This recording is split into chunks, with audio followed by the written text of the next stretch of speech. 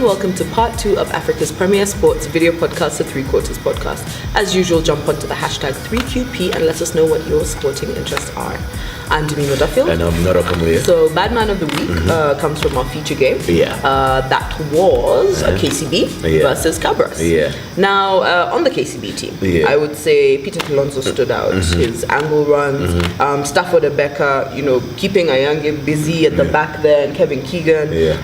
Michael Wanjala, the KCB one, of course. Number 9, Yeah, I think he distributed that ball very well, like getting it from the forwards to his number 10. And of course, Ken Mosetti. I mean, you cannot take that away from him. He got his people running. Ken Mosetti will always, generally he'll always have a really good game. Yeah. But because, yes, it's customary to have a bad man or a man of the match from the winning side. But I still hold on to the school of thought that a man of the match and our bad man should be based on individual performance. Whether your team won or lost, if you shone, more than everyone else, then hey, we're not gonna dim your light just to give it to someone else. So mine is Daniel Sikuta. He's on a roll right now for me. Hard running, he's everywhere. His work rate. So that's my bad man. Oh, I don't come from that school of thought. I know, because I believe that if indeed you did have a good game, then it should have been able to impact positively on the team. But anyway, that's a debate for another day. I was not. While I was impressed by Mark Sadaka's improvement in the lineup, and his ball carrier was good, Asuman Ngera also had a pretty good game at number 3. Like I'm telling you, my school of thought is that the bad man or the man of the match always comes from the team that won. The KCB forwards played well on the day, but I was always worried at what the KCB backs were going to do. And for that, my bad man is Ken Mosetti, because of the way he was able to control their play. He had a very bad kickoff, by the way, the first kickoff of the game. But the way he got first his backline moving, his defense, his kicking for territory. Ken Mosetti, after having played the game for so many years, in fact, I remember one time, I think it was 2016 or early 2017, just having a conversation, and he was telling me he had moved to fly half. Yes, exactly, he had moved to fly half, which was very shocking for me. And he was just telling me, look, after playing rugby for all these years, even that number 10 I can play. So on the day, he was very composed, he knew what to do, and what we're talking about in terms of not kicking the ball directly to Philip Walker so that he can punish you, he did that very well on the day. So mine is Ken Mosetti. I must mention though, even when Darren Mukitza came off, Ken Mosetti really stepped up. So very well done to those two. That's true. Bad man of our week. That's true. So we move on to the shorter version of the game, and we're talking about Kenya Sevens. So we've got the team that's going to Vegas and Vancouver. And we've got Jacob Oje, Bush Male, Brian Wandera, Herman Humwa, Johnston Alindi, Vincent Onyala, Brian Wahenya, Daniel Tabu, Cyprian Kuto, and Michael Agevi. Also 2 more. Edmund Anya and Charles Omondi. What do you think of that team, just before we tell people when those games are going to be? Again, a good mesh of new blood and guys who've been around the park for a hot minute. It's good to see the introduction of Michael Agevi in the setting. But it's still going to be a difficult performance, taking into account the conditions under which these guys are playing. It's not going to be easy for them in Vegas and Vancouver. But look, all we ask them is to do their best, which we know they do every time they put on that jersey. So it's a pretty decent team, a good mesh between young blood and experienced guys.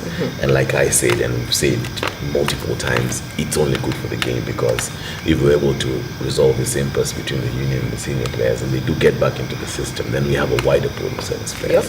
So it's a decent team for me.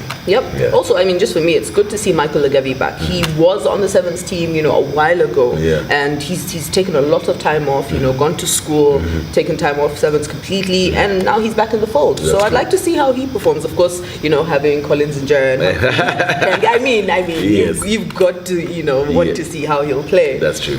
So the games will be all on Saturday. First game will be versus USA. That's at 3:50 a.m. I can see myself getting up to see that. Then we've got France. That's still Saturday at 6:29 a.m. And then versus Argentina much later on at 11:58 p.m. Yeah. So anyone who wants to watch, the sites. I'm not even gonna. Yes. Not today. Nope, not today. Yeah. So we're back to our beloved Union and the game of 15. Yes. So we had Ian Snook and Murray Ralston take over. Of course, Ian Snook being the head coach, who was in charge of the repechage and the potential Rugby World Cup qualification, and that just went down south like completely. Like that was not gonna happen. Didn't happen. Oh well, we moved on. I think we're used to this by now. When you don't do well, the union looks for someone else. But also, there is the case of there's no money to pay him. So we're looking locally. And the name that has come up is Paul Odera. So he's been in charge of the under-20s team, and that's with little to no money, and he's done very well with them. He's generally very good with development and young minds. He's a teacher right now by profession. But what do you think of this? Reports are actually I don't think it's confirmed. No, not yet. Not confirmed. Yeah, but what I'm hearing, it's going to be Paul Odera as head coach, and he's going to have 2 assistant coaches. They talk about Henry Duplessis, the Cabras coach, being one of the guys, and maybe another South African as a backs coach. It's not confirmed, but that's the talk. And guys were saying maybe we've been going about it the wrong way in terms of having a foreigner as the head coach, then 2 local coaches. Maybe it's good now to go with a foreigner as a local as a head coach, and 2 foreigners as the assistant coaches, because the truth is they're the ones who are actually the assistant coaches are the ones who are actually doing a bit of more of the work. And Paul Odera as the head coach is the one who's overseeing everything. In terms of talent, I like Paul Odera because from a technical standpoint, how good he is. And I think that's going to be very good for the national team. I also like the fact that Paul Odera has been interacting with many of these under-20 players, and because of that, then we're in a time where we are phasing very many of the senior players, and there are very many in the 15th team should be coming to the end of their careers in the next 4 years or so. So you need now a fresh crop of players coming into the grind. And by Paul Odera being the under-20 coach, I'm sure he's identified 1, 2, 3, 4, 5 guys who can be able to now transition into the Simbas team. So I think it's a good pick. Yeah, definitely. I hope he gets it. And then we'll just wait and see how things go after that. Talks are that he's supposed to come in, and then their first sort of real challenge will be Elgin Cup. That's if we don't boycott, because there are talks of that as well. Which is nonsense. But so let's see how that goes. That's another discussion. That's a whole other discussion. Still on our union, we've got the elections coming up on the 20th of March. So just to let you know. So that's going to be on the 20th of March, and I think just to show you how serious this thing is, I keep on saying that we get what we deserve, and by that I mean the people who we elect to run at the club level are the guys who represent us when it comes to the union. Eddie Rombo has been on record saying that. He actually did say that in the course of this week. There was an article that was published. It's very important. If guys don't think it's important, and very many guys, especially the fans in the rugby community, they just ball and barely sitting down and watching rugby, and they think that's all that it is. Then we're very good at complaining when things don't go right.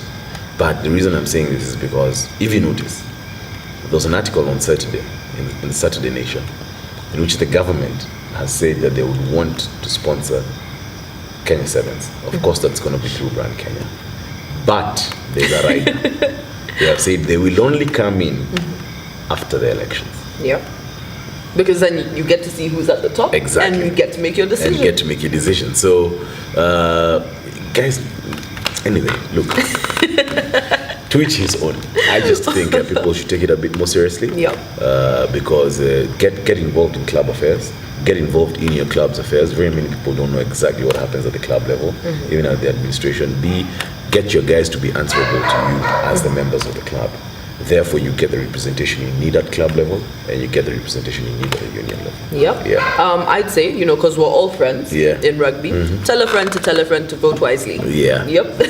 So we move on to the international rugby scene. Start off with match day 2 of Super Rugby. Yeah. We had the Highlanders beating the Reds 36-31. The Sunwolves beating the Waratahs 30. Wait, that looks like a 7 actually. Yeah, my bad. Yes. So actually it was the Reds winning that. 37-36. Sunwolves losing to the Waratahs 37-30. Crusaders beating the Hurricanes 38-22. Brumbies beating the Chiefs 54-17. Sharks beating the Blues 26-7. Stormers beating the Lions 19-17. And Jaguars beating the Bulls 27-12. Yeah. Of course, the one. The shocker here is how much Chiefs were whooped by the Brumbies 54-17. People had thought Crusaders versus Hurricanes was going to be tight.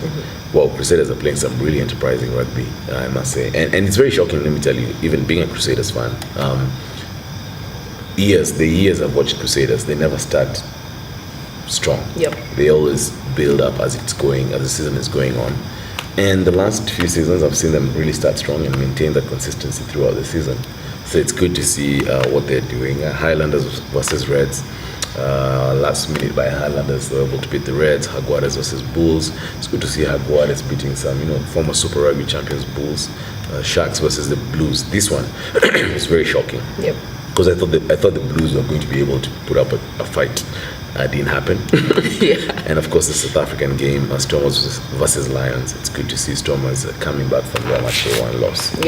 So this is how match day 3 looks. Hurricanes versus Brumbies, Rebels versus Highlanders, Chiefs versus Sunwolves, Reds versus Crusaders, Lions versus Bulls, Sharks versus Stormers, and Jaguars versus the Blues. So Super Rugby is live. There are a couple of groups and fantasy groups that are going on for Super Rugby. So it's live, it's entertaining, it starts on Friday morning. So you make sure you know exactly what's happening in the Southern Hemisphere. Then we wrap this section up with Six Nations, week 3. France beating Scotland 27-10, and of course the one that people maybe didn't expect, Wales beating England 21-13. Shocker in game 1. Everyone expected Scotland to win. I'm pleased that Wales were able to beat England, because then the England guys are going to be quiet. Oh well, whatever guys. Tell us who you expected to win. Find us on social media, that is by following us on Instagram, liking our page on Facebook, and subscribing to our YouTube channel. I'm BMOTW. And I'm Narokamuya. #FreakUP.